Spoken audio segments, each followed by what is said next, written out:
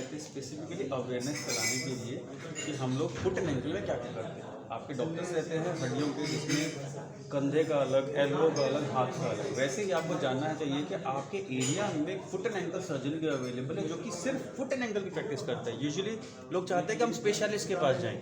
एक ऑर्थोपिक स्पेशलिटी है बट उसमें एक सुपर स्पेशलिटी है फुट एंड एंकल। लोगों को हील पेन की तकलीफ रहती है। अब ये हील पेन आप हज़ारों डॉक्टर को दिखा चुके होते हैं, नहीं ठीक हो रहा होता है। तो ऐसे पेशेंट मेरे पास 10 में से 6 पेशेंट सिर्फ हील पेन के रहते हैं तो जो कि ठीक होके जाते हैं।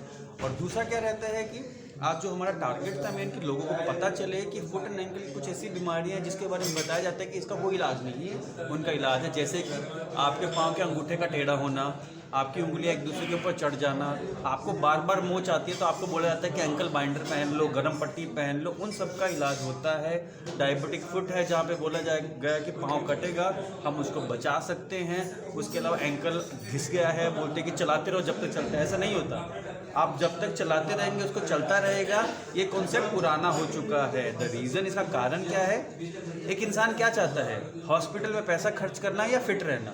अगर आप फिट रहना चाहते हैं तो आप चलना चाहेंगे, आप एक्सरसाइज करना चाहेंगे, बट आप चलते किस पे? पाँव पे या हाथों पे? एक सिंपल सा क्वेश्चन है। हम लोग पाँव पे चलते हैं तो पाँव हमारे हेल्दी रहने चाहिए। तो पाँव के बारे में कोई बात नहीं करता है।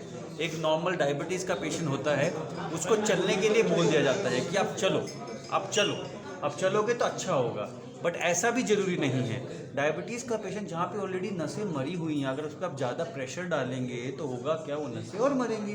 तो मेरा कहने का फंडा ये है कि जो डायबिटीज़ वाले ओल्ड एज पीपल हैं उनको मिक्स एंड मैच करके एक्सरसाइजेस करनी चाहिए। नंबर 1, अगर आज आपका वॉकिंग करने का अच्छा है तो आज वॉकिंग करेंगे, कल साइकिलिंग करेंगे, परसों अपर बॉडी की एक्सरसाइज करेंगे, नेक्स्ट डे बैक की करेंगे, नेक्स्ट डे टांगों की करेंगे। इस तरीके से करेंगे तो आप फुट एंड एंकल की जो कॉमन तकलीफ़ें हैं, आर्थराइटिस, नसों का मरना, झंझनाहट, ये सब से आप बचे रहेंगे। तो पेशेंट फोर्टिस हॉस्पिटल में ही क्यों है? ये सारी सुविधाएं तो दूसरे हॉस्पिटल्स में भी होगी। मैं अकेला फुट एंड एंकल सर्जन हूँ इस टाइम पे अपर नॉर्थ के अंदर, इस वजह से आप आए। मैं अकेला फुट एंड एंकल सर्जन हूँ जो सिर्फ फुट एंड एंकल प्रैक्टिस करता है। अदरवाइज आपके एरिया में छोड़िए, आपके पूरे, मैं जम्मू कश्मीर बोल रहा हूँ, मैं हरियाणा, हिमाचल, पंजाब, ये सब में बोल रहा हूँ, कहीं पे कोई भी फुट एंड एंकल सर्जन नहीं। डॉक्टर साहब, कई बार देखने को बताया, कई बच्चों के जन्म से पैर टेढ़े होते हैं, उसके लिए भी इलाज है? जन्म से पैर टेढ़े वाला मैंने आपको दिखाया, जैसे क्लब फुट है, उसको जन्म से पैर टेढ़ा होना बोलते हैं, उसका इलाज होता है। उसमें क्या होता है, अगर आप समय रहते हो मेरे पास, विदिन 15 दिन अगर पे पहुंच जाएंगे तो मैं प्लास्टर से 4 से 5 प्लास्टर से उस पाँव को सीधा करके आपको दे सकते हैं। जैसे बच्चे की एज बढ़ चुकी है, कोई 10 साल 12 साल हो चुका है, अगर बच्चे की एज बढ़ चुकी है तब सर्जरी से हम उसको कम्प्लीटली करेक्ट कर देते हैं। अगर हमने आपको दिखा कि हमने बड़े बड़े लोगों के भी पाँव सीधे किए हैं, तो जिनके बचपन से टेढ़े थे, जिनको पता नहीं चला, गाइडेंस नहीं मिली या इलाज करवाया बट फिर भी टेढ़ा हो गया, फिर वापस से टेढ़ा होगा, तो इन लोगों का इलाज हो सकता है और होता है और हम लोग करते हैं। क्या ये दोबारा टेढ़ा नहीं होगा? अगर एक बार सीधा करवा लेते हैं सर्जरी से, दोबारा कोई है दिक्कत तकलीफ होगी? बच्चे को टेढ़ा दोबारा नहीं हो सकता?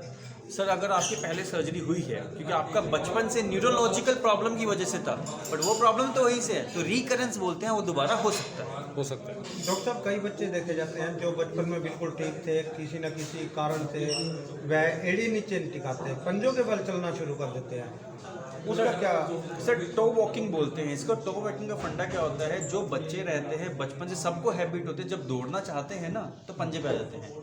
7 साल तक 70% बच्चे वो ठीक हो जाते हैं, बट जो लोग ठीक नहीं होते 7 साल बाद हम लोग क्या करते हैं, उनका जो पीछे का मांस होता है उसको हम लोग लंबा कर देते हैं, वो कम्प्लीटली नॉर्मल होता है। और ये सर्जरी बिल्कुल छोटी सर्जरी होती है, बिल्कुल आपको कट भी नहीं दिखते उसके अंदर, हम लोग एंडोस्कोपी से करते हैं उसे, तो वो ठीक हो जाता है। अगर कोई गरीब परिवार है और उसके बच्चे को यह तकलीफ है तो 40 तक जाना उसके लिए बहुत इम्पॉसिबल है, हमें पता है, बट हाँ उसके लिए प्रोविज़न क्या है कि हम लोग जो गरीब पेशेंट आते हैं हम उनके भी ऑपरेशन करते हैं, उसका इम्प्लांट का जो एक्सपेंस होता है वो हम लोग उठा लेते हैं। बट 40s में जो अभी जैसे आपका टो वॉकिंग की बात की हमने, इसके एक्सपेंसेस हम लोग उठा लेते हैं, बट कुछ एक बेसिक अमाउंट होता है वो पे करना पड़ता है, वो अप्रॉक्सीमेटली मिनिमम 30 से 50 हज़ार तक तो जाता ही जाता है। इसमें आयुष्मान योजना के है सर, आयुष्मान छोड़िए, फुट एंड एंकल की जितनी मैंने सर्जरी दिखाई है आपको, ना ही आपके कॉर्पोरेट इंश्योरेंसेस में कवर्ड होती है, ये बहुत डिफिकल्टीज आती है। आप ये देखिए कि ये ब्रांच, अब मैं आपको चलो कॉर्पोरेट भी हटा देते हैं, आपका ECHS अगर CGHS हम लोग लेते हैं, वहाँ पे MRI फुट होता ही नहीं है। आपके फुट एंड एंकल में 26 हड्डियाँ हैं, वहाँ पे MRI लिखा हुआ है एंकल, आप जाएंगे ना फुट में पेन है, MRI फुट अगर मैंने लिखा वो बोलते नहीं होगा।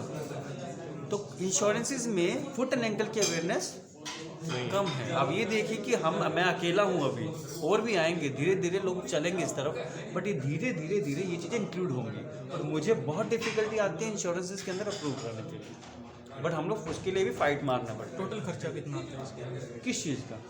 जैसे फुट होटल जैसे मैंने पूरा स्पेक्ट्रम दिया आपको, कोई भी सर्जरी 1 लाख में भी हो जाती है, हमने 80,000 में भी करी, हमने 6 लाख में भी करी।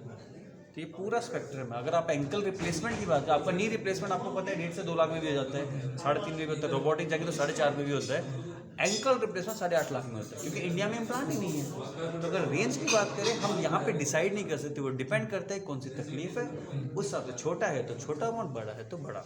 इसकी कामयाबी कितने % है? एंकल चेंज करने की कामयाबी कितने % मिल रही है? एंकल रिप्लेसमेंट सर अभी तक इंडिया में 14 ही हुए हैं, हमने 2 किए, तो बहुत कम है, क्योंकि अमाउंट मैं ये पूछूं कामयाब कितने हुए हैं अब तक?